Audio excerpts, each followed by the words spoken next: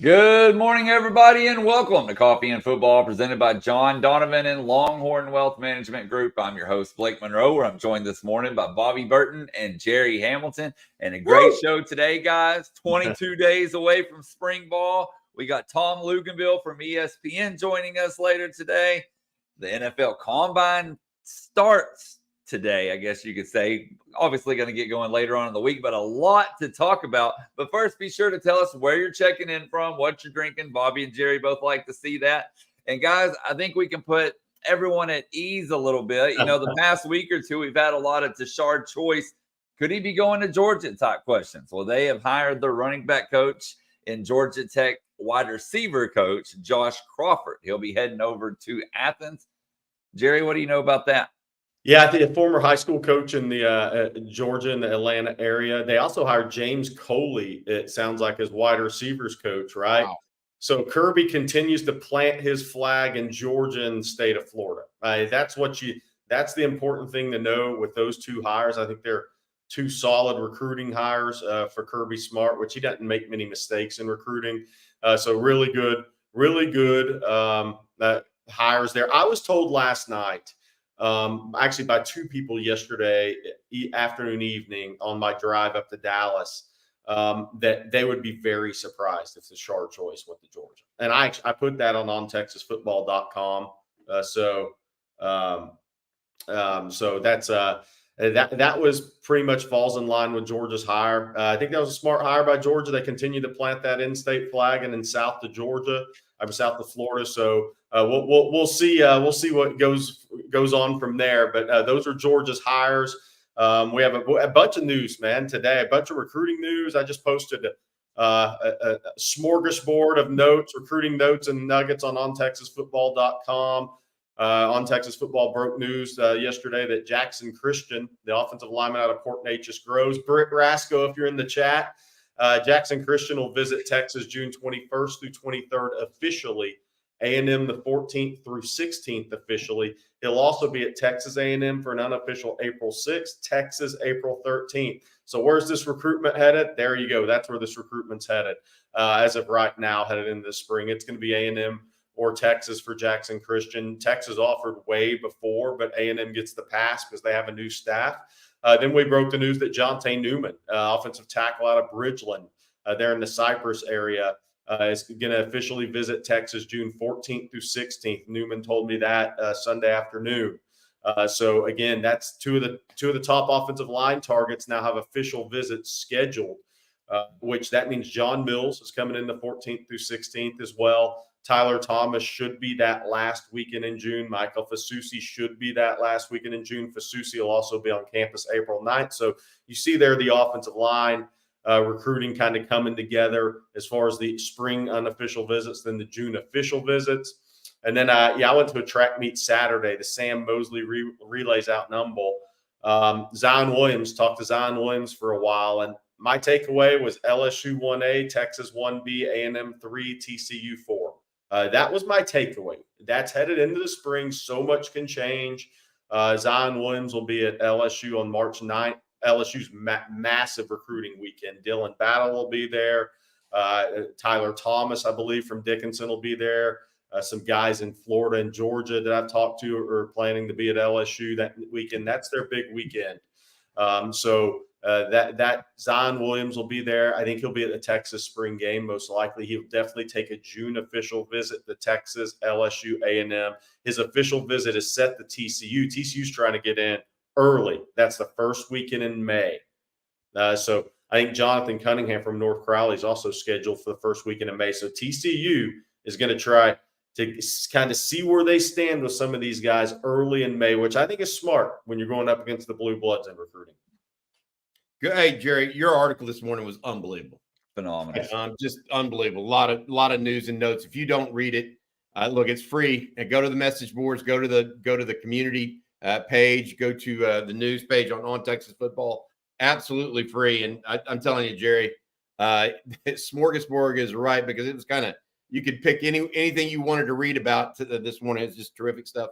Andrew Marsh. I need to mention that. Yes, that was the lead of it, Jerry. The wide receiver that People were wondering what's going on with Andrew Marsh. A lot of people have him pinned, including myself, as going to Texas A&M.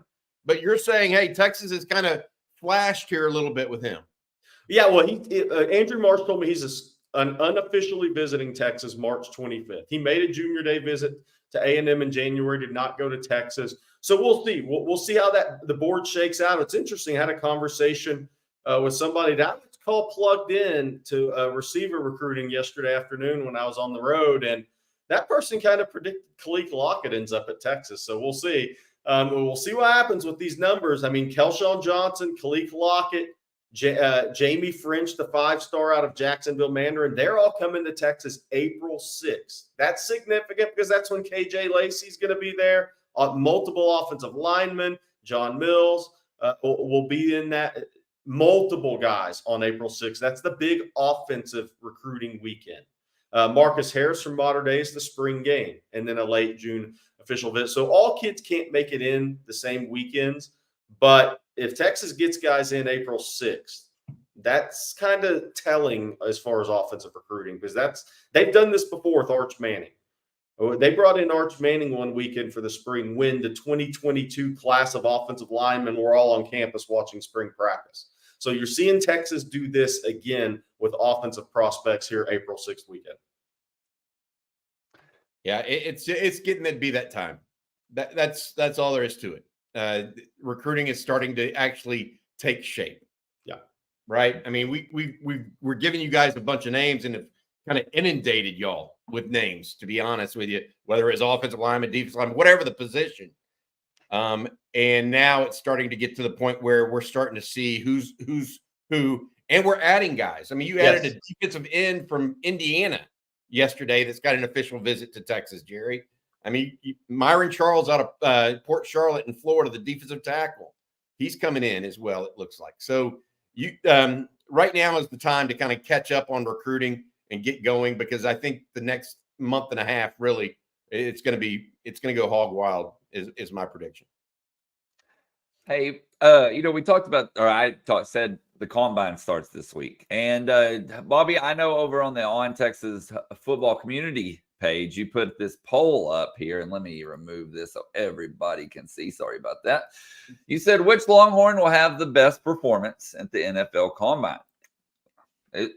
Worthy and Murphy pretty close there. Were y'all surprised by that, or did y'all think it'd be neck and neck with those two? I think it makes sense, and here's why. They both have outstanding traits for their position. And Murphy's going to test out of this world, I think, not only on the bench, but also on the sprint, right? The 40-yard dash, probably the elk, all that stuff. He'll test really well because he's a little bit smaller defensive tackle. You got to keep that in mind, right? So he should test well. I agree with that. And then Xavier Worthy, he goes and pops off a low 4.3. That's all he needs to do. And what do Texas fans know that he can do? Run. That's so I agree. I absolutely actually agree with this result. I mean, the one that didn't get much love is JT Sanders. I'm interested to really see what he runs. I am too. Jerry, I mean, if he runs, you think he's going to run 4.7? You think he's going to run 4.6? What do you 4.8? So, I mean, what's he going to run? I think on a football field, he's a low 4.7 guy. But these guys train specifically for the 10 and the 40. So it wouldn't shock me if he doesn't bring that time down to the mid 4.6s. He needs to for his draft stock, by the way.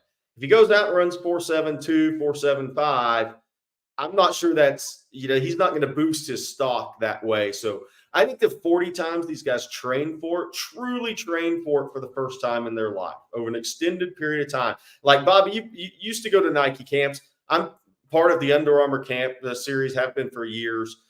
These guys don't know how to run. They do not at that age. They don't know how to maximize a 40-yard dash, a 10-yard split. So this is really when they learn. And that's why I'm interested to see A.D. Mitchell as well. I think A.D. Mitchell and JT Sanders, from a testing standpoint, have the most to gain, because I think their expectations may be a little lower, where Byron Murphy and Xavier Worthy's expectations for their position are very high. So Sanders and Mitchell, the 10, the 40, The L cone, the 5-10-5 are going to be huge for those guys in my estimation. The gauntlet is going to be huge for Xavier Worthy in my estimation. And then Byron Murphy's got to test extremely well and interview well so he continues to knock down those that talk about the lack of arm length, lack of height, and the lack of bulk. Hey, look at that, Jerry. So that is the NFL scouting combine live drills. How far we have come. Yes. Texas will have people participating every day. It'll be something for us to actually follow each and every day. That's a good sign. That's a positive of 11 guys going to the combine. I was looking there. Yes, they're going to be there then. Yeah. So that's a good thing. Hey, before we get to anything else, Blake, Longhorn baseball. I'm seeing some comments here in the side of the chat. 3-0 over the weekend and did not allow a run. Is that my understanding? Yes, that is correct. So that they outscored Cal Poly over the series 15-0. That's only happened, I believe, 3 times in school history. It's been where a they while. didn't get any runs? No runs. Not a single run through the entire series. So that's only happened 3 times. So, a big deal there. Now, I was looking at some of those comments, like Brendan says, could we argue Texas has a top 5 pitching staff in America? Yeah, I'm not ready to say that yet. And Cal Poly, and I said this over on OnTexasFootball.com, their offense just Wait. Blake sent me a text earlier this morning. Texas has the best pitching staff in America, no doubt. You're not be getting me in trouble. I never said anything of the such. Now, they're good. Don't get me wrong. I think they're even better than I thought they would be. There's still some question marks, but I mean, it's a long season, as everybody knows. So I hate to say anything's top 5 at this point, but man, there are some really good, some bright points on this team, and luckily they have a long time to put it together. But we're about to really find out. You got Vanderbilt, LSU, all those teams coming up here in the next week or two. So we're going to see what Texas is made of. It won't be Cal Poly anymore. Hey, CJ, I don't know if you saw this last night. I don't know if y'all saw this last night, but on the live stream, CJ went out there and hung out in the Yeti yard yesterday afternoon. He literally was I'm sheet white right now because I've been inside so much. CJ had his whole skin was burnt last night. he stood out there loud and proud in left field last night watching the Longhorns. Hey, before we go any further, guys, I need to say thank you to our sponsor. Each and every Monday is brought to you by John Donovan and the folks at Longhorn Wealth Management Group. John's a proud Texas Ex's Life member who has served more than 15 years as a Texas Ex's board member. He and his wife and John's 6 siblings, all proud UT grads. That explains why John has dedicated his firm to providing total wealth management for Texas alums, employees, family, and friends. Texas wants to remind all Texans that this Saturday, March 2nd, is Texas Independence Day. I did not know that, John. So just as our great Lone Star State succeeded in establishing its independence from Mexico back in 1836, John and the Longhorn Wealth Team want to help each member of the On Texas football family establish their own financial independence. Give John and his Longhorn Wealth Team a call, 972-707, or visit longhornwealth.net for a free 90-minute consultation to explore how they can help you achieve true financial independence. Remember the Alamo and hook 'em. John came up with that himself. Nice. Remember the Alamo. Texas women's track and field won Big 12 championship. I'm shocked we're not flooded with Texas basketball comments. That's all I'm going to say. So, yeah, I'm done with that. Well, we'll talk. They got shown who's who. Yeah. That game was never competitive, Jerry. Without Kevin McCullough, that was not a good look for Texas. I got a couple of texts in that game, 13-0 run, didn't use a timeout, waiting on the TV timeout. Same thing that happened in the Miami game. I got that text from 2 different people. But Texas basketball season is not over, though. I'm here to tell you that Joe Lunardi still has Texas as an 8-9 seed in the NCAA tournament. If they beat Oklahoma State and Oklahoma at home, then there's a high chance that they're probably going to get back into the NCAA tournament this year. No. But they got to win those 2 home games. That's right. And then David Rawls, real quick before we bring Tom Luganville in, he says Longhorn softball up to number 2 in the country. Yes, they did lose to Stanford on Saturday night in extra innings, but that's their first loss of the season. So doing well. Most of the athletic programs anyway are doing pretty well. But with that said, guys, hey, wait. One thing: women's basketball beat UCF by 30 points. Yeah, that's right. Over the weekend. Women's basketball now is tied with LSU for most 30-point wins this season. Take that, Kim Mulkey, in your $1,000 suits.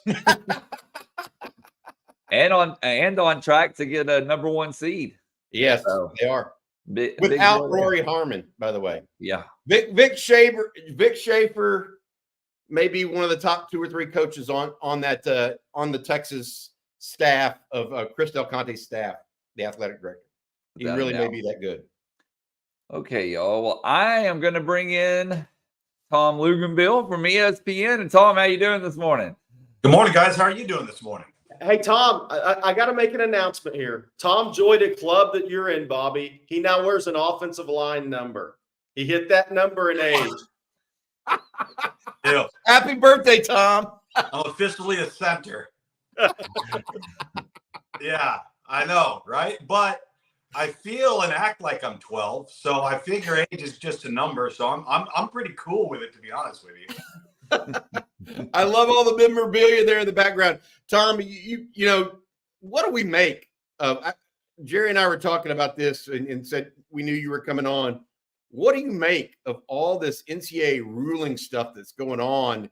I mean, Friday afternoon, the Tennessee federal judge basically just put a bomb on NIL and exploded it.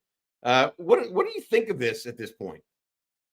It's just another step towards unionizing, becoming employees, getting out of the antitrust landscape, because it's the only way to stay out of court. Now, this was a bad ruling, a bad decision for the NCAA, but you know what? The NCAA deserves it, because how dare you come in and try to retroactively go after people on name, image, and likeness after when you launched what's been the most transformative legislation over the last 40 years of college athletics, and you dump it on the lap of everybody and you give them no direction whatsoever. And I think I shared this with you guys before too, and I keep it on my laptop right here. When this all happened, the NCAA released it in a one sheet. They put all of their governance, their guide, whatever, on one page. Okay, like, what are we doing here? I mean, give me a break. So, you know, at the end of the day, this just comes down to how do we get to that next stop of figuring out, do we move away from the scholarship model and go to strictly university employees? Do we blend the two of them? Okay, because now you would be dealing with health insurance and benefits and all kinds of things that players don't deal with right now. All right, so it would be very transformative, but it would also be the one thing that I think does a lot of important things. Number one, there's no way that we're going to get to a world in college athletics that is the exact same as it is right now. It is lawlessness. It is complete chaos out there when it comes to just rules, guys. I mean, that's the thing to me. Like, if I look at this and I look at the NFL, all right, how is it that the Green Bay Packers in their market can compete with the New York Giants? Well, how is it that the Detroit Lions can compete with the Dallas Cowboys? Well, they can, because there's rules afforded to everybody, and they're very strictly agreed upon, and they're very strictly adhered to. You know, I chuckle all the time when I see these guys sitting out bowl games or sitting out the college football playoff, and well, that's not going to happen. But I look at the NFL and I say, well, what if a player on an NFL roster got to like week 11 and it was clear that they were eliminated of the playoffs? Is that guy not going to play for the next 7 weeks? Does he just get to walk away and not play? No. All right. So how do we get to a point where we have full participation? We have stipulations and standards and performance reviews. And you have to now, as the student athlete, you're going to have to hold up your end of the bargain, because you're going to be under contract. That's the issue that I think coaches have more than anything else. They've acknowledged and recognized that this name, image, and likeness scenario, it's here to stay. We're not going backwards. We're not putting the pace back in the tube. And I don't blame them. And anybody says, oh, well, they make a lot of money. I don't want to hear any complaining from the coaches. Well, they didn't sign on for this either. And you've got to at least come up with some strategy and way to lay out a blueprint that works for everybody, that you can execute, that you can govern, that you can police, and you know what? That you can penalize. Can you imagine what happens to NFL teams if they get caught tampering? Nobody cares right now in college athletics if somebody gets caught tampering, because there's no punishment for it. It's the biggest problem in college athletics. So it's a long-winded answer for you, Bobby, but we are getting closer and closer to signing these guys to contracts and then putting their feet to the fire to perform within that contract to what they signed on for. Because right now they don't have any accountability for anything. If they want to walk away, they can walk away. All right. If they decide they don't want to perform, they don't have to perform. They're still getting the money. That's not how the real world works. I heard, I mean, true story. I heard a couple of guys that were in the college football playoff, not at the University of Texas, but elsewhere, were thinking about pulling out because they might get injured and their draft. I mean, and these guys that were all on NIL deals, right? I mean, so what's the process there, and what's going to be happening? Jerry, you had something that happened over the weekend. I want you to share that with Tom and just get his feeling on this, because it's getting ready to be the Wild West if it wasn't already, Tom. Yeah. So, Tom, I was out and about, and less than 24 hours after that Friday announcement, a kid had already been contacted with an offer, monetary offer. Boom, within 24 hours. So people are wondering how aggressive this is going to be. Bobby and I did a video on it over the weekend. Tom, it's another accelerator of the process, right? I mean, we've watched offers go out to 8th graders. We've watched the recruiting process move up a full calendar. Now this is another accelerator in a recruiting process, like you said, which is the wild, wild west and chaos. I think one thing that's going to happen is, normally if you have 12 defensive linemen, a blue bloods recruiting 12 defensive linemen, right, for 3 or 4 spots, you got to get them in on official visits, unofficial visits.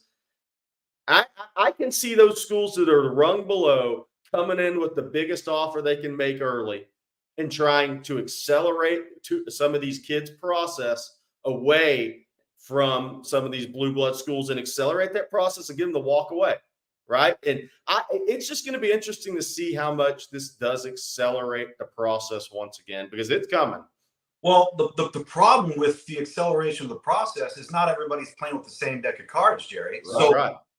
If there's a group of 400, 500 kids out there that, the top, let's just say 50 programs in America are all targeting, I can promise you team 48 does not have team number 5's resources. No. They never will.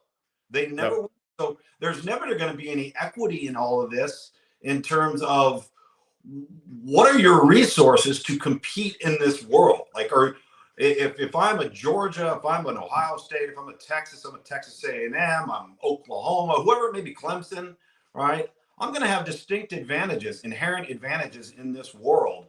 Now, some of those other programs that you just referenced, and I think a good one to list here would be Texas Tech, because they got big money. Yeah. Okay. So what they would have to do is close the gap from a money perspective and then sell the program elevating to a national college football playoff level, which they haven't proven to be yet, but they would be able to compete on the money side. And at the very least, what they'd end up doing is they would drive up the price. Yeah. Raise the market value, right, wrong, or indifferent. That's where a lot of these teams would come in and at least be able to compete and force the hand of a Texas, a Georgia, an Alabama, or an LSU. But it doesn't, and this is where I get frustrated in all this, because, and I reference the NFL for a variety of reasons. They've come together as a group of players and a group of organizations to come to common ground that they've all agreed upon, which makes it equitable across the board. So when everybody's playing by the same heavily policed rules, and you know exactly what your cap numbers are, and you know exactly where you're standing roster-wise, then everybody has equal footing to have a chance to be a championship caliber roster. We don't even resemble anything like that in intercollegiate athletics. Now, I know there's 32 teams in the NFL, and I know there's 130 some odd in college football.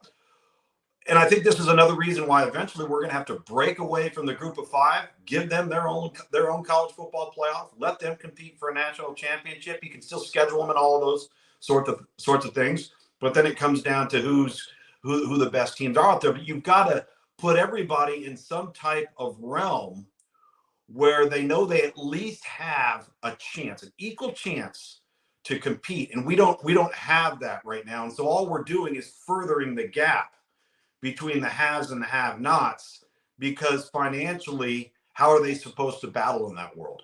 We got to figure out what the right number of teams is, and then go from there. Like, who wants to compete at this level truly, and it has the resources and the willingness to do it. And then let's all get in a room and figure it out. I think the athletic directors have to lead, though, or the presidents. It's not going to be the NCAA. That's my problem. See that, and that's my other issue too. And the NCAA has zero teeth. They don't even have a bark right now. It's embarrassing. But it's also a positive, because I think it's going to lead to a better solution. Yes. Because the one thing when I talk to coaches across the board, the one thing they're really, really frustrated with is all of these people having meetings and getting together and discussing how we legislate this thing. There's no coaches in the room. What are we doing? They're the ones living it each and every day. Their voice should matter and be paramount to everybody else's. And that doesn't mean they're going to get their way on everything. But at least they would be a voice in the room that is telling the people that make some of these legislative decisions, guys, if we keep doing this, this is what's going to happen. This is going to be impossible. I mean, when you think about where we're at right now, we are the equivalent of, let's just say, the Waltons, who own the Denver Broncos right now, who have arguably the most money of anybody in the NFL as an NFL ownership.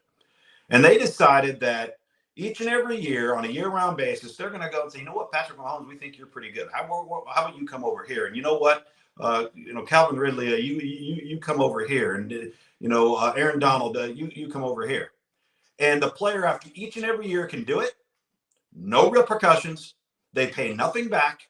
They forfeit no rights. Yep. And that's exactly what's happening in college football right now. And that doesn't mean that it's all bad. What it means is we've got to be a nation of laws, right? Like we have to be able, everybody's got to abide by rules. Like, I have rules and things I can or cannot do at ESPN. I'm sure you guys all have different rules and employment and things that you have to adhere to, and deadlines that you have to meet, and certain circumstances that you have to be aware of at all times. That's not where this is right now. And until we get that part in order, which again is only going to come by making them employees, then we're going to continue to go into this vicious cycle, round and round. I gotta say this. I'm done with the NCAA for today. Let's get back to football. All right. Hey, we have not talked to you since the college football playoff. Mm-hmm. So Texas lost to Washington, obviously. Michigan beat Alabama. Michigan beats Washington in the national championship down in Houston. What was your takeaway from those games, just big picture wise? Well, I think when you get to that level, and the talent across the board is so equitable, and the margin for error is so narrow, that those games, and in both the semifinals, it kind of came down to not necessarily the plays that were made, but the team that avoided the mistakes that you didn't make. Whatever that may be. That could be a procedure penalty, that could be a fumble, that could be giving up a punt return for a touchdown, whatever it is. And I think with the semifinal and the championship game, Michigan outclassed Washington in the championship game. But I thought in the two semifinals, it was especially Texas and Washington just going back and forth. And it made for great football. I thought both semifinal games were two of the best semifinal games we've had in the college football playoff era. If you think about it, prior to this year, this cycle, there had only been two semifinal games that weren't blowouts. So at least we had, good equal matchups. And I think, a program like Texas and even Washington right now, even though they've just been decimated with the departure of Kalen DeBoer, and the roster's a shell of what it looked like, on January 1st. But a team like Texas that's now had a taste of it, right? It kind of fuels the okay, we're this close, like, and everybody can see it now. It's not a vision. It's not something that's been presented. It's real. It's tangible. It's happened. And so you say, well, how far away are we? What do we need to hit? Like, where are we? Just off that much. Those types of things. And so I think that I look at those games and coming off of them, win or lose, like all of those teams, Michigan included, despite the departure of Jim Harbaugh. I mean, I don't see them regressing, right? I don't see Texas regressing. Washington may a little bit. We'll see how they fit in to the Big Ten. If you really ask my honest opinion, Georgia would have beat Michigan. I think Georgia was they're number 6, and they were, I think, the head and shoulders best football team in America. And of course, the college football playoff will solve that now, going to 12 teams. Hey, Tom, you kind of hit on something that I've been hitting on, but we're gonna bring up a question from the chat in a second, because I want your answer on this. It'll be interesting. But to your point, I think it's a great year to be Steve Sarkisian, because the team they saw the mountaintop, but they didn't get to the mountaintop, and they have so much experience coming back. Then talk about the portal additions. I mean, you've seen Isaiah Bond, Nye Black, Silas Bolden, who I know you really like. Talk about, those portal additions. Matthew Golden at Houston. I don't know if you had a Houston game, but what Texas has added in your eyes? Because to me, they're going to be a faster offense next year, speed-wise, than they were even this year. Yeah, I totally agree with that. I think the only downside to this cycle of them now heading into the SEC is losing those 2 big behemoths at the defensive tackle spot. Like, they're not just plug-and-play replaceable guys. And I think that's one thing to note with Texas going forward. They've generated so much depth within their roster, and we talk about this all the time with college football playoff caliber teams or top 4 ranked teams, is where are you the strongest? You're the strongest in the offensive line, the defensive line, and you'd love to be the strongest at quarterback. And then secondarily, when you lose a guy or 2 at those spots, how badly does it hurt you? I remember the 2019 national championship between Clemson and Alabama. And that was the year that Dexter Lawrence got suspended for the college football playoff. Did anybody even notice? Like, nobody even noticed, right? So, like, defensively, that's the goal. How much have they closed that gap, all right, between the guy that departs, it was a dominant player, and then the next guy that comes in. And they added some edge guys in the transfer portal on defense, so I like the depth that they've added. I think Andrew Makuba was a huge secondary addition in the back end, who's been a proven fixture since he was a freshman at Clemson. But you're right, Jerry. They might have gotten a little bit smaller on the shorter side, but they might be more explosive. Yes. When you talk about space players and things of that nature. And I think the one thing I know Sark's always loved is Swiss Army knives, right? The guys, they can be a return factor. They can be a slot guy. They can be the jet sweep guy. They're the bubble guy.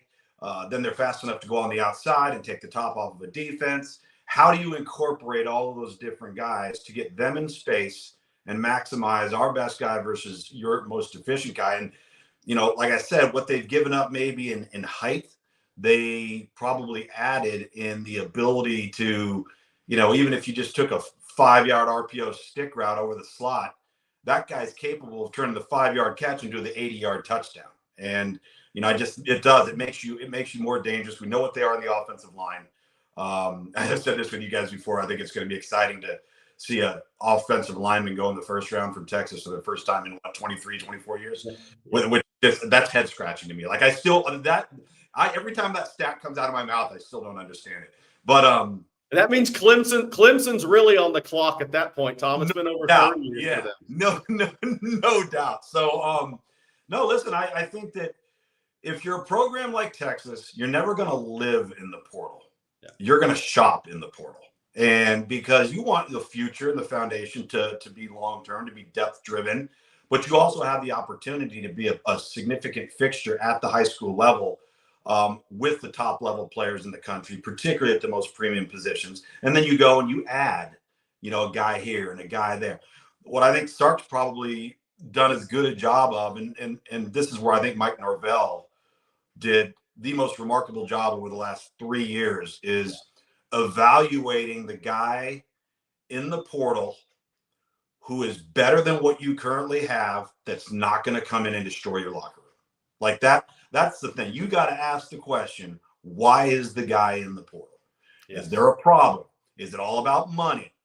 And then you got to be willing to weigh risk, right? What are you willing to risk if you're going to bring a guy into the portal and let's just say there's a problem? You have to answer that question if the guy doesn't pan out.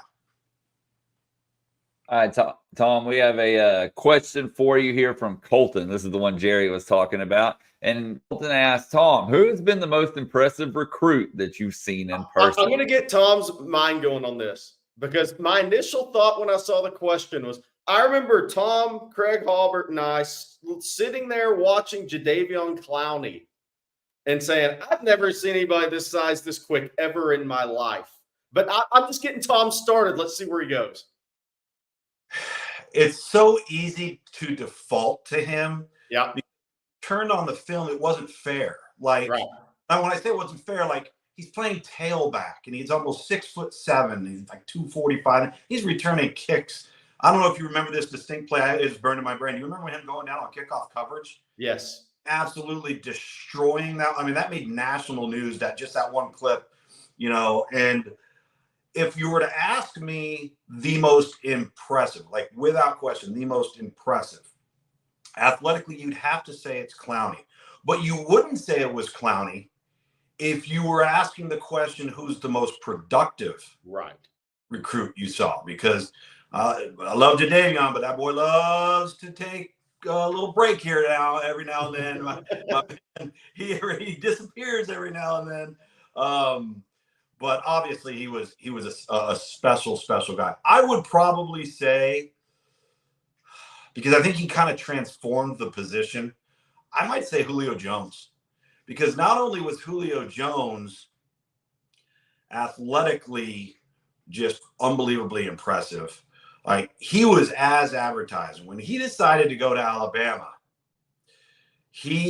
when you do that and you make that move and you're an in-state kid, the pressure on you to perform is so much greater than it would have been had he gone. I think at the end it was Oklahoma, Texas Tech, or some other teams in on it. Then it's not as big a deal. You're kind of removed. You're away from home. But he answered the toll under, I think, difficult expectations for an in-state kid that had that much hype. And then he also helped transform a program. You're muted, Bobby. Tom, what are you up to these days, bud? Anything going on for you? Well, I've finally broken down, and Jerry's going to chuckle at this because he knows how much I cringe at social media. And when I say cringe, that's not fair. I cringe at the constant self-promotion of the whole entire thing. And so everybody's been asking, why don't you just get on and get some takes, do some stuff here and now and then. So I finally caved. I started doing that. I'm trying to kind of build into a little bit of a different world. I want to make it more about analysis and commentary and player evaluation and scouting and things of that nature, more than I want to make it about trying to get touches and likes and follows and this and that. I mean, so I'm kind of diving into it. In fact, when I'm done with you guys here, I'm gonna jump into a couple of things and really want to discuss too the NCAA deal that we discussed when we started on here. I wanted to kind of take the weekend and let that digest a little bit. Everybody was so quick to respond to it, and so I'm gonna do a little bit of that. But a lot of shorts, a lot of nuggets, things of that nature. So that keeps me busy. I got the UFL coming up for my fourth time in 23 years, I guess. So the first one was 2021. Then we came back in 2020. Then COVID hit. Then 2023 last year. And Jerry, I'm with Lowell Galindo. He's my play-by-play this year. So I got about a month between now and then. And then in between that, we've got Under Armour camps in both Dallas and Houston that I've got here in the next couple of weeks. And then aside from that, it's UC Report player evaluations and a couple of .com deadlines on doing some stuff on positional fits, where a guy could fit scheme-wise, and then is there a spot for him to play right away. So I'm actually working on finishing that up right now. Anybody at Texas, before we let you go, anybody at Texas you're interested in seeing at the Combine that you're kind of honing in on? Well, you asked me a question that includes 400 people. Yes, I know. just for Texas, though, just for University of Texas guys that intrigue you kind of. You put me on the spot and I can't answer it. I would have to look at the list. That's fine. I'd have to look at the list. And our list on both of those camps isn't complete yet. So I do. I'm talking about the NFL Combine. I'm talking about the NFL Combine. Oh, the NFL Combine. Yeah. I'm sorry, Tom, because you're thinking about Under Armour. Yeah. I'm interested on JT Sanders, how he runs, Tom. Yeah, and if he's healthy, I think he'll run fine. But he's just lingering with the injury this year. And he finally, I remember, because we had, again, Texas, our crew had him 4 times. And he just, it was like every other time we had him, he was fine, and then he wasn't, and then he was fine, and he wasn't. But he battled through it. I think that actually says a lot. I think it's going to be interesting to see. Did Xavier Worthy get invited? Oh, yeah. Oh. Yep. If he participates, I want to see if anybody can cover him. That's it, because he's not going to be the most physically opposing guy walking on the field, right, or walking into the room. But he's got separation skills that I think are just unique. And he'll be a guy that I think is going to be very, very fun to watch, to see if people in a one-on-one setting, good on good, great on great, can match up with him consistently. Well, Tom, thank you so much for joining us this morning. We definitely appreciate it. Guys, thanks for having me as always. Have a good rest of the week. Happy birthday, Tom. Man. Right, thanks. Hook 'em. All right, Tom Luganville of ESPN, everybody. Great guest as always. No doubt about it. Well, yeah, no, it's obviously Tom and I've known each other for years. Had so much fun working with him for a decade, and we'll be at that Under Armour camp in Houston together. But just does a phenomenal job. Unbelievable memory for all the high school kids that that's in Under Armour game started in 2006, I believe was the first year it started. So that's been going on 18 years now.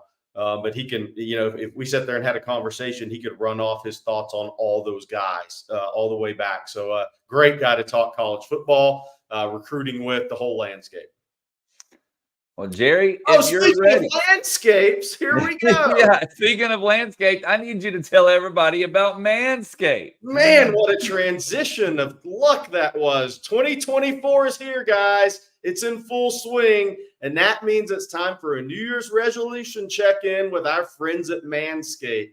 Newsflash, it's never too late to level up your grooming game and keep your bush tame. Manscaped's new Lawnmower 5.0 Ultra is every man's cheat code to look good, feel good, and turn the page on confidence this year. Whether you're going for a trim or that clean-shaven look, this trimmer has you covered. Trusted by over 10 million men worldwide, and that number's growing on Texas football, obviously. Now's your time to get a grip on your grooming with our exclusive offer. Go to manscaped.com and use On Texas, all caps, for 20% off plus free shipping. The ball is dropped, guys. Don't drop the ball on your balls. Only at Manscaped. Want to thank them for being a sponsor on today's show, for sure. All right, well, let's get to some questions because we haven't got to do that much yet. And we'll start with this one from E. Kim. Morning from Rockford, Illinois. Who do you see as the Big Ten football champions for 24? Boy, if it's not Ohio State, Ryan Day is going to be finding a new job. Yeah. I'm going with Oregon. Oregon over Ohio State. I'm going with Ohio State. Ohio State. I'm with you. Blake, pull up Oregon's schedule if you get a chance. All right. Give me Jerry, just I would say this. I would say this. I believe that I believe that Ohio State would be my preseason favorite to win the national championship right now. I think it's Ohio State and Georgia. Those are the two. I like burnt orange horn. Happy Marty balls. That's a good one.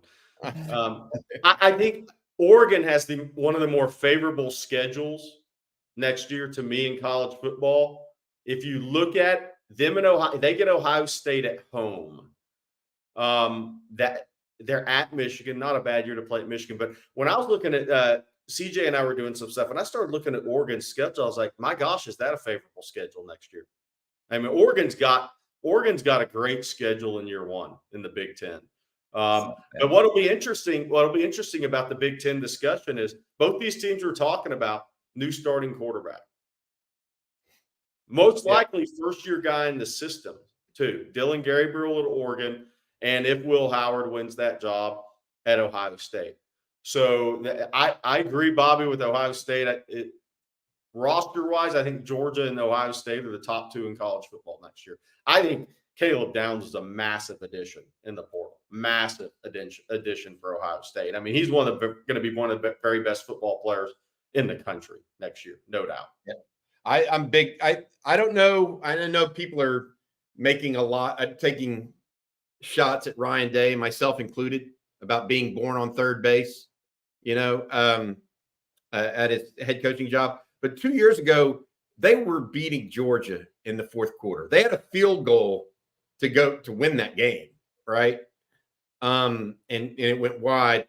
I feel like Ohio State's better than that. My only question for them will be whether or not Will Howard is a national championship quarterback. Well, and that's your point. That's the point. Your point, Bobby, is did C.J. Stroud give him the best look he's really, truly ever going to have? Yeah. And C.J. Stroud's better than – I mean, look, I thought C.J. Stroud was good coming out. I didn't realize he was what he is. No. I mean, I thought he was just another plug-and-play Ohio State quarterback. It is clear he is not just another plug-and-play quarterback for anybody. Yeah. He's a potential superstar in the NFL. We're going to take that question a step further. Champ Bailey 3 says, who are the Power 5 champions for the 24 season? So let's start with the SEC. So Power 4, right? Yeah. But I'll take Oregon State in the Pac-12, what's left of it. You went out on a limb. SEC? I mean, what show am I on? I'll take Georgia. I just went Lee Corso. I'll take Georgia. No, I think I just think Georgia's got a tougher schedule this year, and I think because Georgia's playing at Texas, problem is you're going to have to. I think those two teams will play twice in the SEC championship. I'm going to go Georgia in the second meeting. I think Texas wins in Austin, and Georgia gets them in their home game in Atlanta. Right. Oregon Big Ten over Ohio State for me. I'm undecided between Utah and Arizona in the Big 12. I guess I'll go Utah because I don't know the coach. If the coaching staff hadn't changed at Arizona, I would Arizona hands down for me. ACC, golly, man. I'm not going with Dabo. I see a lot of FSU. I can't go with FSU with DJ Uiagalelei at QB. That's a hard one for me. I might have to go back to Clemson. He's two losses. Too erratic. Yeah. I went Georgia down a notch at quarterback from Travis Hunter. No doubt. No doubt. Yeah. Especially in college. Yeah. As a college quarterback. I went with Georgia in the SEC, Ohio State in the Big Ten. I think those are the two top teams really heading into the year. I went Utah in the Big 12. I do believe that the Utes with Cam Rising coming back at quarterback have a real chance. And then, you know what? I went Clemson in the ACC as well, Jerry. Kate Klubnik finally getting it going. They had a good end to their year. After Klubnik kind of tried to go solo and take the ball on the 1 yard line against Miami, they had a good end of the year. The other team that I'm just interested is what Mario Cristobal can do at Miami. Yeah. He's starting to accumulate real talent. I mean, he really, really is. And at some point, you think he's going to win it. I mean, he won 2 conference championships at Oregon. So it's not like he's a bad coach. The question is, does he have enough to beat Clemson, in my opinion? I think he may have the best quarterback in the ACC this year. The transfer from Washington State, Cam Ward, which I think was huge for them. Well, I've said all along, I thought Riley Leonard was the biggest portal win at Notre Dame. Yep. Cam Ward may be second at Miami. He's tremendous. Yeah. He's a great college quarterback. Yeah. All right. No takers for Matt Brown or Deion Sanders in the chat. I was going to say no love for Kansas State in the Big 12. I've got to see the youngster throw the football consistently first. If Avery Johnson takes a big step, then yes. But they didn't trust him to throw the ball against Texas last year. That means you got a long way to go in the coach's eyes. Did they impress anybody on the offensive or defensive lines? They lost a lot of guys. I don't think Kansas. I know Kleiman's good. I mean, Kansas has a better chance. Your Jalen Daniels back. Daniels back. I mean, look, I could be wrong. I think Texas Tech's going to be competitive. I think TCU will be competitive, but it's going to be hard beating Utah when they have home games. Big 12 teams are going to go out there and wilt. That's hard. Competing in that altitude, it's hard. Champ Bailey has a follow-up question as well. He said, didn't the playoff committee state a 5-7 format for the playoffs? Who is the fifth conference if the Pac-12 isn't a real conference? It's just the highest 5 conference ratings. It's not necessarily the Power 5. So ostensibly they thought that would end up being a USC or somebody like that. But now that that's gone, that's essentially it. They're not guaranteed. The Pac-12 is not guaranteed to be one of those 5. So it could be the AAC or whoever. Okay, hey, Jerry, question for you. Yeah. How do you think about SMU joining the ACC? What do you think of their chances out there? It'll be interesting. I think they may have as fast as skill guys as anybody in the ACC next year. I just wonder about offensive and defensive lines. Yeah. I think that's where it takes time to build, right? And you saw that, what happened to U of H when the D tackle that transferred to Oregon went out of the game against Texas. They didn't have anybody to replace him. It kind of goes back to what Luganville was talking about, having depth on D line. I just wonder, as injuries mount on an offensive or defensive line for SMU, do they have enough to compete for the entire season? I think at the skill spots, I think they do out of the gates, no doubt. I got to say this. This is just tells me how crazy conferences are. SMU goes to the ACC while UCF, Central Florida, sitting there in the middle of the state of Florida, goes to the Big 12. Makes no sense. Hey, by the way, is UCF – somebody mentioned Kansas. The Big 12, not like we're all going to be sitting there watching their games on Saturday. Nobody else will either. But UCF's interesting with KJ Jefferson. They're an interesting little sleeper because they have Florida talent. They do pretty well out of the portal at UCF. It's kind of a good bounce back school, so to speak. Malzahn does have big game experience and has been successful in a lot of those. KJ Jefferson, if he's healthy for UCF, that makes them an interesting team next year. So UCF's projected win total next year in the Big 12 is 8.5. Kansas State 9.5, Utah 9.5, Texas Tech and Kansas and Arizona all have 8.5 as well. And then you're talking about SMU. Theirs is 7.5 in their first year in the ACC. Good stuff, Blake. Somebody asked a basketball question, recruiting Jermaine O'Neal's son. Texas is recruiting Jermaine O'Neal's son. Way off from decisions in that class.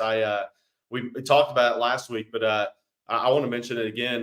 Trevor Goosby's little brother, Austin Goosby, 6'5.5", sophomore shooting guard over at Melissa High. Texas is now recruiting him in basketball, as is Kansas, as is Duke. So he is starting to really ascend this season. They just lost to Longview there in a last minute game, but Austin Goosby, for those guys that follow basketball recruiting, Trevor Goosby's little brother, name to know that he'll be making a first recruiting unofficial visit to Texas for the Oklahoma State game.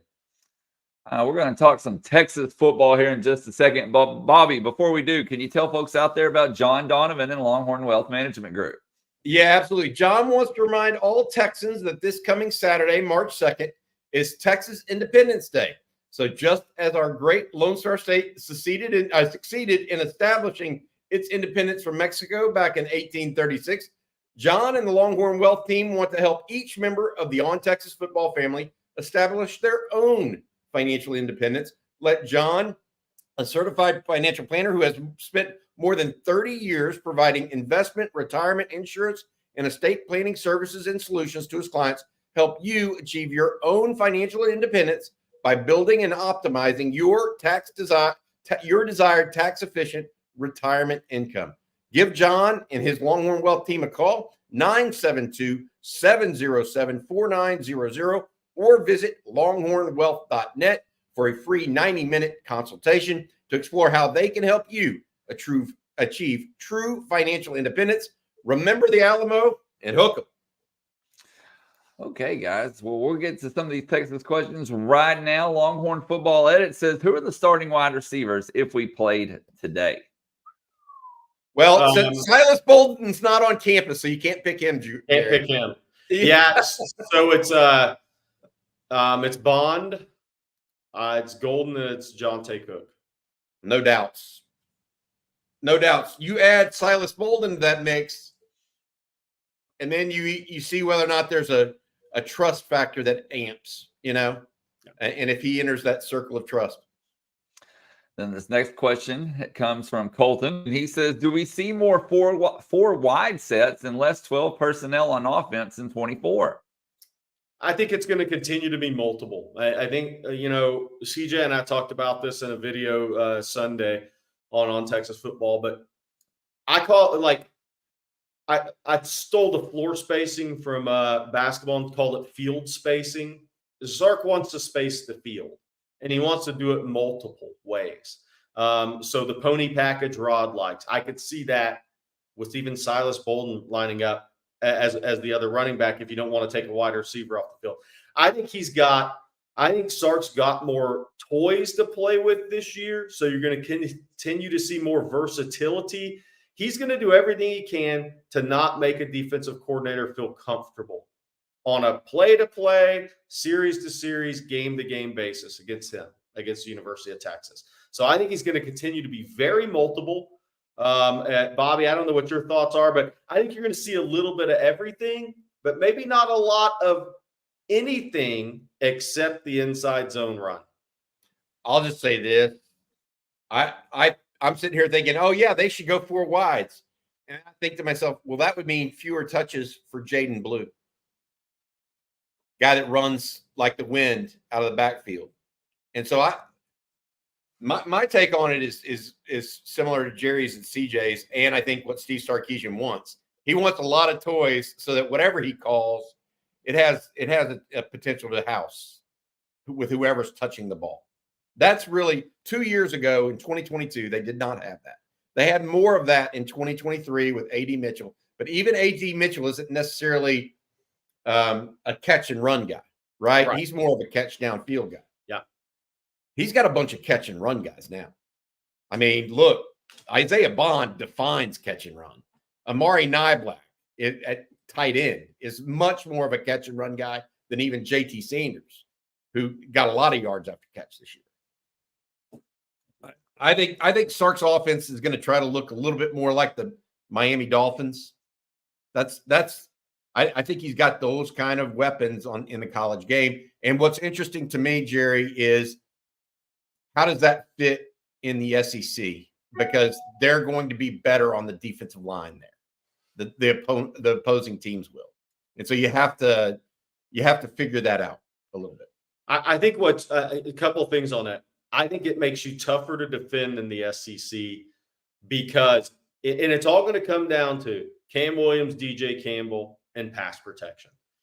You'll know how confident Sark is in his pass protection against really good teams when Texas goes to Michigan week 2. If this is a high-level pass pro offensive line and that they can handle – look, Michigan may have 2 first-rounders if they broke back, Mason Graham and is it Jenkins? Kenneth Grant. Kenneth Grant. So you're going to know week 2 how Sark truly feels about his offensive line. If this is his best pass pro offensive line with his third-year starting quarterback, I think it's a big benefactor going into the SEC to be able to have this type of speed as long as the pass pro can hold up. And I want to say this, how big I think Niblack is in the role he'll have is in basketball terms, if you have a stretch 4, a power forward that can shoot the basketball, the way it opens up the floor and maximizes your floor spacing, if you got good enough guards around him, is amazing. JT Sanders is a very good football player. Niblack's a tick and a half to 2 ticks faster. So you have the ability to have that guy stress a defense more so than JT Sanders could. And I'm not saying he's going to be the 50-50 ball winner, but I'm talking about stressing the defense on a play-in, play-out basis. I think Texas with Bond and Niblack, Silas Bolden's a very fast guy. Somebody told me Matthew Golden's quicker than you think yesterday. This is an offense that has enough speed to truly stress the defense, field spacing wise. The best that Sark's had since he's been at Texas. No question about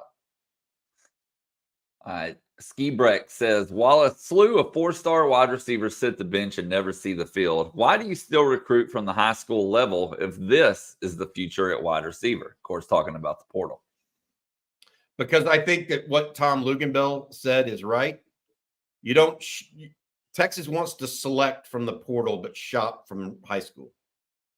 And the more you can, and let's be clear, Sark played Xavier Worthy from the outset. He's going to get ready to play Jonte Cook. You don't know if you get a great one, you take him when you can. I'm not so sure. Add in the fact that Texas had nothing coming back at wide receiver other than the true freshman last year. I'm not so sure that Texas won't take less in high school, but we'll see how they come out. I mean, if you can get who you want, it's different. Texas wasn't getting who they wanted at wide receiver. I mean, Casey Kane, I like Casey Kane. He wasn't the guy, right, that they zeroed in on. I'm thinking of the sophomore group. Jaden Alexis wasn't the guy. There's a bunch of different guys like that. They wanted Evan Stewart, right? He was the guy. If Texas gets the guys, that changes, in my opinion. I think you still have to have also a developmental aspect. No doubt. To college football. Look, I think it's easy to just say, just go take four receivers from the portal and one guy in high school every year. That's not the way Sark's going to do it. And I agree with Sark. You have to develop guys still, because the reality is what happens the one year you have the injury bug, and 2 of those 3 receivers you take out of the portal get hurt. If you have not had good development and really talented high school kids coming in behind them, and those that have developed in your program, you're SOL that season. We'll go from wide receiver to running back. Randy Johnson says, does Baxter need to make a bigger jump this year? I think he needs to grow and he needs to stay healthy. I mean, I think a lot of people judge him based on not a version that we truly saw. If I were to tell him that obviously he's going to get bigger and stronger. I think that's natural based on just his development. The thing that I want to see from him mentally, Jerry, is patience, more patience in the hole. He seems to rush the hole when it's not quite developed yet. Now, part of that is, he don't want to make a mistake, et cetera. He's a freshman, but he needs to have a little bit more patience with his feet and trust the blocking a little bit more. Now, that's a small thing, but I think it could take him from being a good running back with excellent skills to a great running back. That one little thing. And I think there's 2 things I think transition from year 1 to year 2 with backs. That one that Bobby just talked about. The other one is your eyes are always up. The one thing he did so well that really caught the attention of the Texas staff from spring to August was after first contact, he kept his eyes up. So now that next piece is after second contact, you continue to keep your eyes up. That's where I think running backs take the big jump, right? Is the vision, the press the hole, to have that patience, and then maximize to the second level.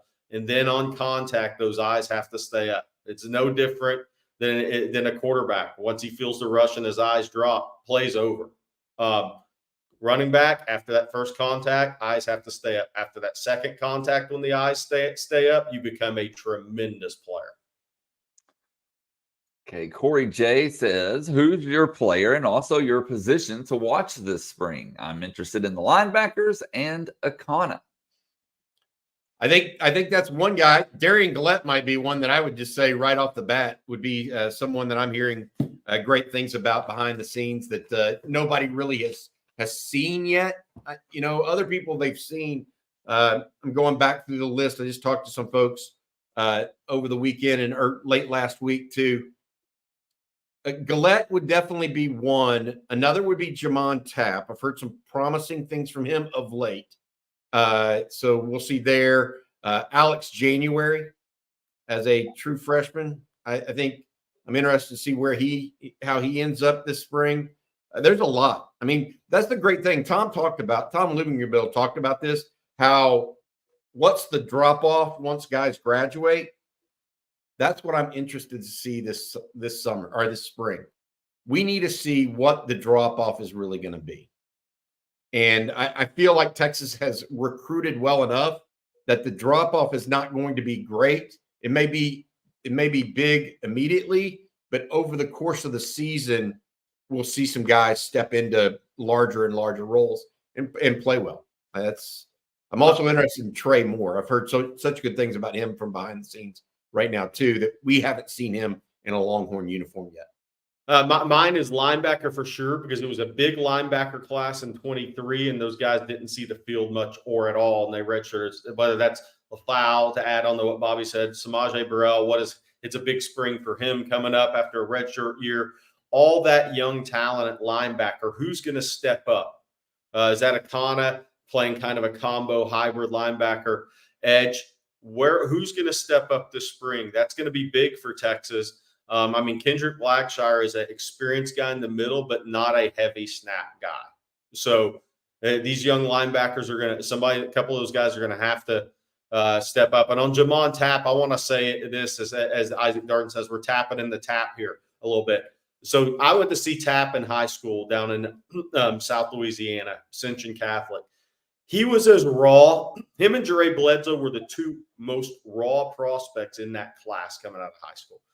Both of them had extremely talented, great feet, great athleticism. Tapp has that frame to weigh 275 and be an athlete with extremely quick feet and good twitch. But technically, he hadn't even begun the process. Jere Bledsoe hadn't even begun the process. So this is the spring when these two guys, if they're going to go on and kind of be those guys we talk about being future combine invites, because athletically they are. This is the spring where it starts to take shape for them a little bit. When you talk about development, this is what development looks like. Yep. And you got it, fingers crossed it comes through. And they've worked hard enough to get it done. And on the secondary, we know Makuba is going to be really good. He started 3 years at Clemson. I think it'll be interesting. It's not about, okay, Phil Sami is a big-time athlete. Jordan Johnson's a big-time instinctive Jordan Johnson-Rebel, big-time instinctive football player. Who out of the Derek Williams in year 2? But these freshmen, whether it's Wardell Mack, do any of these guys show the sign that they're picking up scheme and they're kind of hitting the ground running, playing free early on in their college careers? Those guys tend to make impacts their freshman year more than people think. All right, y'all. We're going to do the super chat, then we better get out of here on this Monday morning. And Texas Beats, thank you for the super chat. He says, in this age of NIL and the transfer portal, do you think we'll see another down decade for Texas like we just saw? Bobby, you're shaking your head no. I'm going to let you start. If you don't think that this helps Texas, I don't know what to tell you. I mean, Texas is one of the haves, not one of the have-nots. And so that Texas Beats, I hear you. But I feel like an open market, if that's ultimately what comes to pass in the next 2 to 3 years, will absolutely favor the Longhorns. Absolutely. As much or more than any school in the country, by the way. As much or more than any school in the country. So, and I will say this. The down decade is over, in my opinion. They just went 8-5 and what? 12-2. Is that right? 12-2 or 13-2? Can't even remember. My point being, the down decade is over. We're looking forward right now. I'm very excited about where Texas football is headed, to the point where I'm not thinking about Texas being down at all right now. And Arch Mania is a reason for that, by the way. The Arch part of it, because Texas has quarterbacks, man. What happened? Why did the down decade start? Quarterbacks. Y'all want to roll through Mac Brown's decisions in quarterback? I'm just telling you. Quarterbacks. You want to be excited about a football team?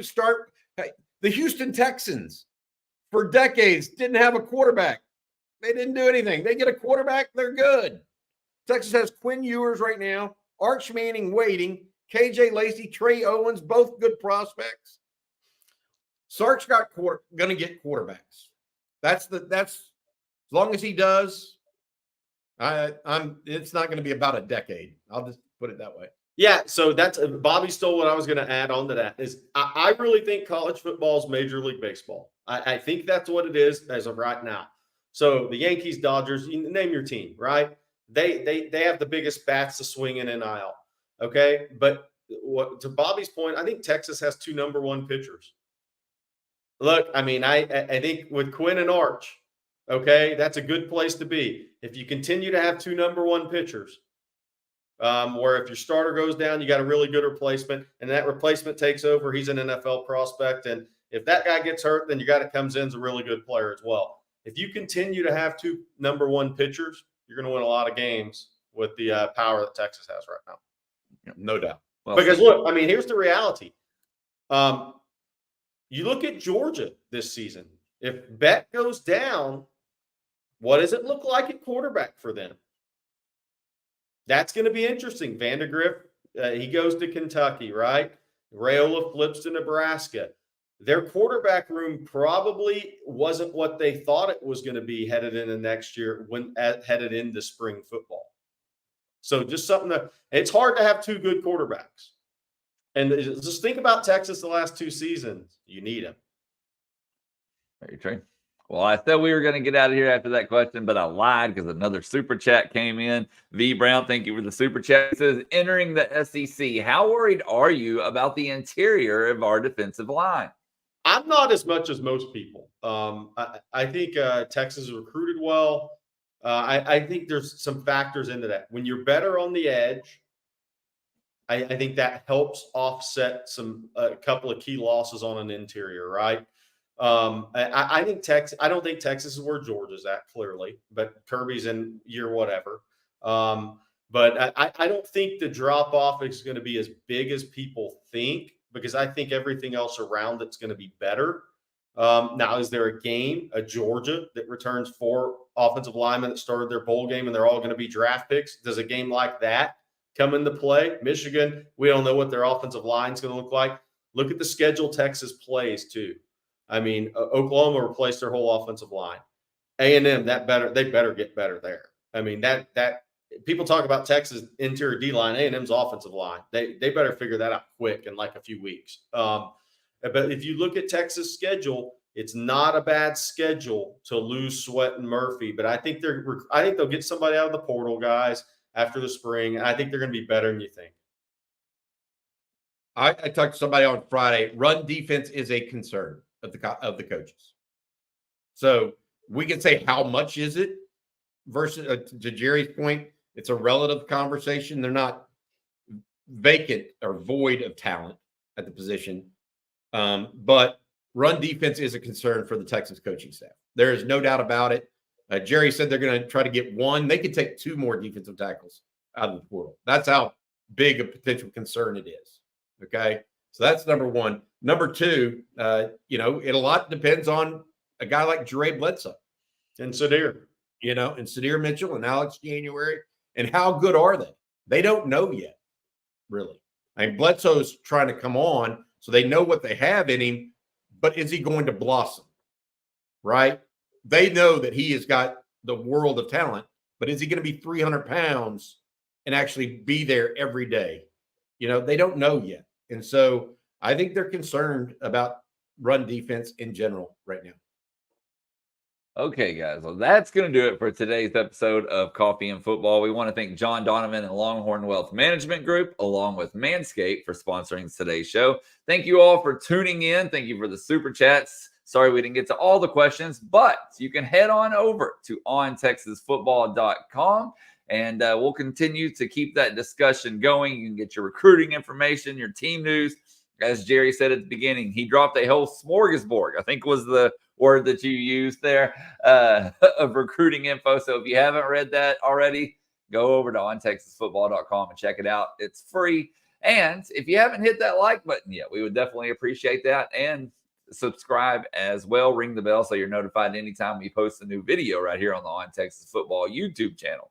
So for Bobby Burton and Jerry Hamilton, I'm Blake Monroe, and we'll see you tomorrow morning. Hook 'em, guys.